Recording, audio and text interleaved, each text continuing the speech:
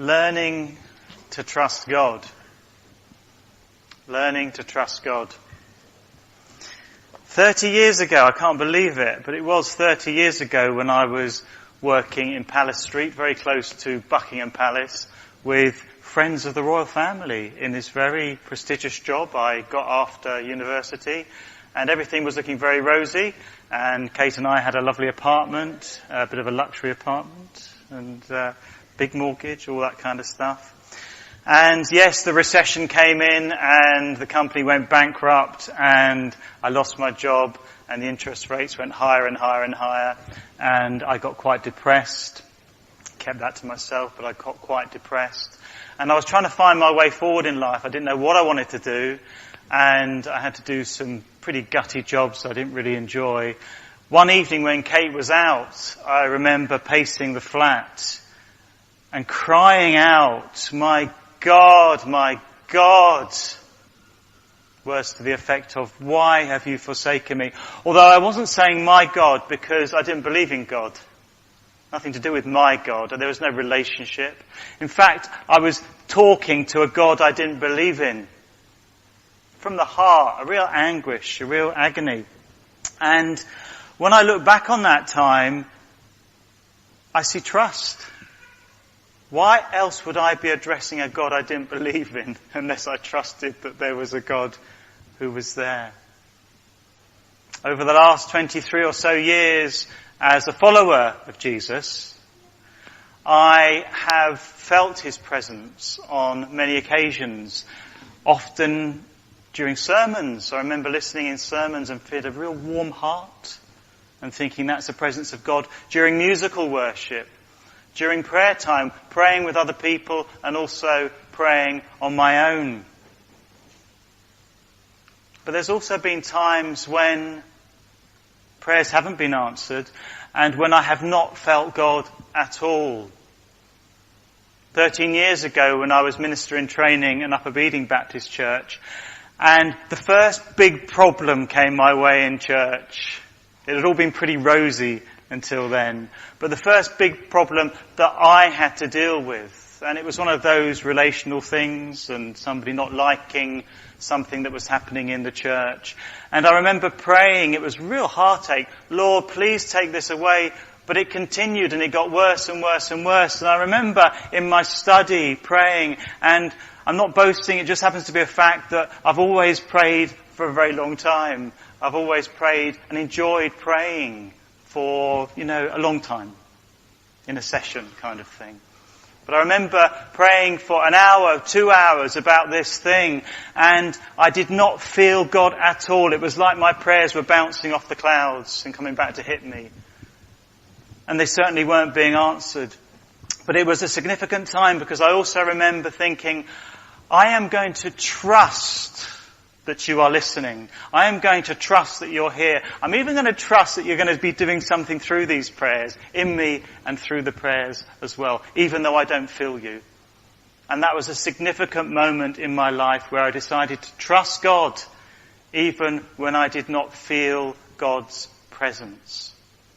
And over the years since then, there have been times when I have felt God's presence. There have been times when prayers have been answered. There have been times when he has felt very distant. It's what St. John of the Cross calls the dark night of the senses. There's a dark night of the soul, which is a very dark place, but also part of that is when we don't feel God. He seems absent. David, this psalm writer, was familiar with those feelings. He felt like, it's not literal, but it's a picture he uses about these bulls of Bashan surrounding.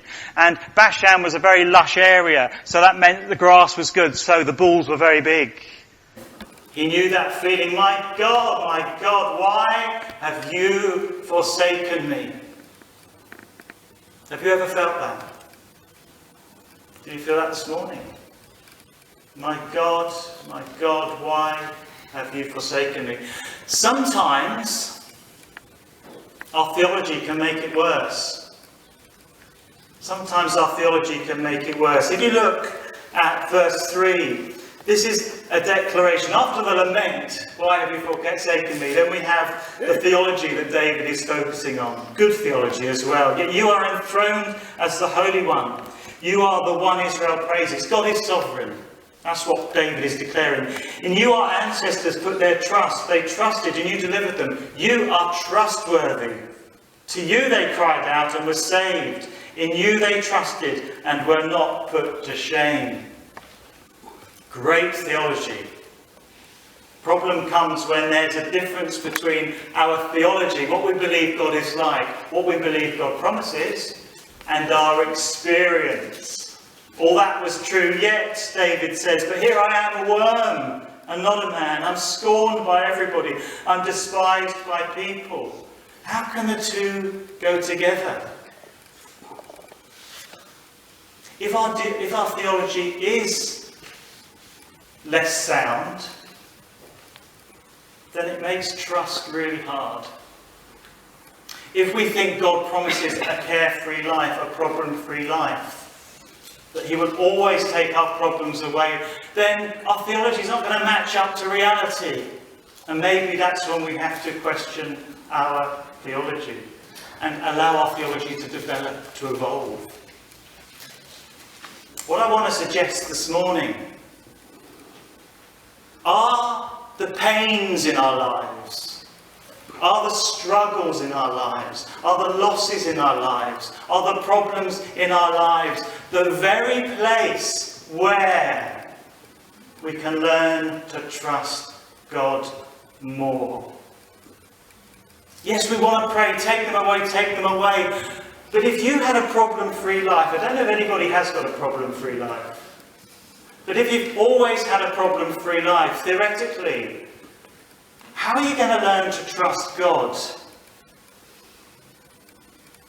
You can sing all the songs. Gonna trust in God. I will trust in you. I'm going to make that one up. I can recognise it.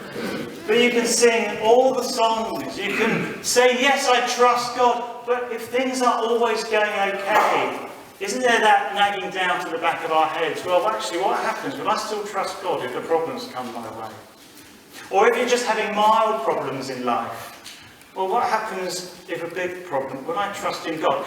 Are the pains, are the problems, are those issues that we wish we didn't have, are they the very place where we can learn to trust God? Trust God when prayers don't appear to be answered. And yes, trust God when we do not feel the presence of God. I love the following verses in verse 9. This is David saying, you brought me out of the womb. You made me trust in you, even at my mother's breast. From birth I was cast on you. From my mother's womb you have been my God. It's like he had no choice but to trust God. He was thrust into this world like you and I. And there has to be that basic element of trust to survive as a baby and as a child. But trust doesn't just develop. We don't become Christians and I trust in God forevermore. My trust is rock solid, never to quaver. We have to learn to trust God. And how can we? Logically, how can we learn to trust God if everything is going well? It's when we cry out to God. It's when we cry out and our prayers aren't answered immediately. When we don't have that felt presence of God. When it feels like, verse 11, there's no one to help me. Sometimes your friends, your family, your pastor, they cannot take your problems away. I wish we could. We can't even take our own problems away often. We can be alongside you, but we can't take your problems away. And sometimes they're the very problems that God appears to be leaving you with. I don't believe for 1 minute that those problems, those pains, those sufferings are caused by God. I think that is a certain type of theology that I do not hold to. But it's learning to trust that God is with us in the midst of everything. The joys, the good times, the obvious blessings, but also in the struggles and in the pains. David was crying out from his heart in this song. It applied to him, but he was crying out for Israel as well. It was a song that applies to everybody that has ever lived. My God, why have you forsaken me? And of course, who else comes to mind with that cry? The Son of God. This was a prophetic psalm, a messianic psalm. I would say the most clear outline of what Jesus went through on the cross. 1,000 years later, the Son of God came, fully God, fully human. Verse 7, he was mocked. Verse 8, people shouted out, he trusts the God. Why don't you save yourself? Why don't you deliver yourself? Verse 15, his mouth was dry. He was so thirsty on the cross. He was poured out unto death. All his bones, verse 17, were on display. Verse 16, his were the hands that were pierced, not David's. His were the hands and the feet that were pierced. And verse 18, his were the clothes that were distributed by lot when the soldiers distributed his clothes.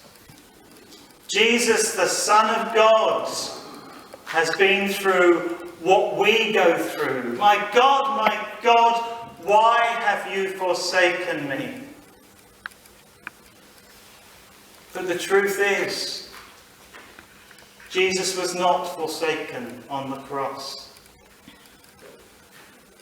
There is theology that says the Father turned his face away from Jesus. We sing it in a lovely hymn, but I would say a questionable hymn. The Father turned his face away. And this is the psalm where that theology came from. My God, why have you forsaken me? And from a misunderstanding of another prophet called Habakkuk that said God cannot look upon sin. That is why the theory goes that the Father had to turn his face away from his Son and abandon his Son. It is impossible for the Father to turn away from the Son if you believe in the Trinity.